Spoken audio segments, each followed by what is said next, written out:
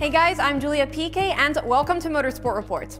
Last weekend's Singapore Grand Prix marked Lewis Hamilton's 7th victory this season as he extends his championship lead by 40 points, well on his way to perhaps earn a 5th world title. Only time will tell, but as Sebastian Vettel will tell you, time is running out. With only 6 Grand Prix left in the calendar, there is no more room for mistake.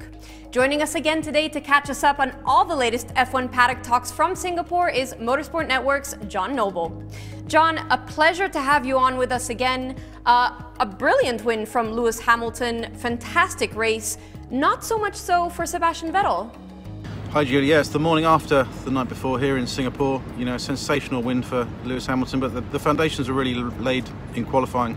You know, a sensational lap. I think Toto Wolff called it stardust, put him on pole position, you know, and from there Ferrari was on the back foot. A strategy mistake in the race to go onto the ultras, try to be too aggressive against Lewis, didn't really understand, you know, the pace he had to eke out those extra laps, and Lewis has gone a brilliant win, 40 points ahead, and it's looking very good for him for the World Championship now.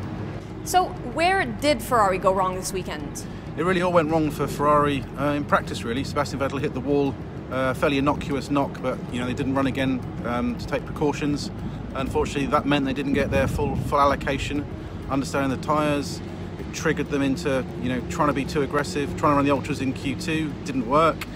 Then in the race, you know, he lost that position to Max, a brilliant overtaking move to get back past him again. But then they tried the undercut against Lewis, and it didn't happen. You could hear Vettel's frustration now. You know, this is the 3rd race running where there's been procedural problems. Belgium in qualifying, it didn't work out. In Italy, both in qualifying. You know, in the race, he shouldn't have been racing Kimi Raikkonen. Shouldn't have put himself in a position to be vulnerable to Lewis Hamilton. Unfortunately, it all looks like it's slipping away from Ferrari a little bit. One driver who got himself into plenty of trouble during the Singapore Grand Prix is Sergio Perez. What happened there? Yeah, Perez had a quite eventful race yesterday, collided with his teammate at turn 1, claimed he didn't see him and did apologise later on in the driver's briefing.